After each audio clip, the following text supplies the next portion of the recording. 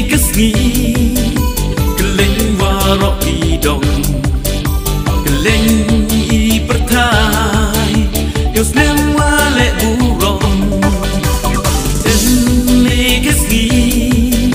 keleng warok idong keleng I pertai yo snem wale burong cha cha dong I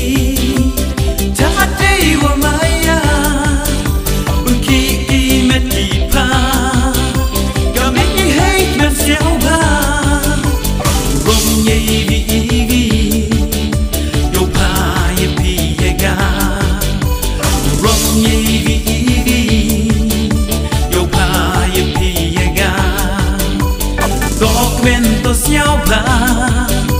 Ciruk waki loki jo Ciruk waki kaki man Di burung di ako Dokumen ya siapa Ciruk waki loki jo Ciruk waki kaki man Di burung di ako Cha yong I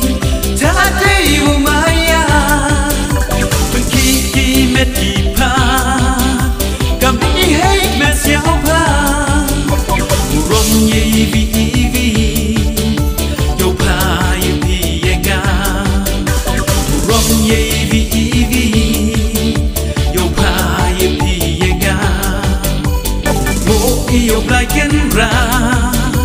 yêu yo I để chạy đầy nắng cùng cắt I cả mai cái gì yêu roi hawa ro I liền ngô yêu lại kiến ra yêu yo I để chạy đầy nắng cùng cắt I cả mai cái gì yêu roi hawa ro I liền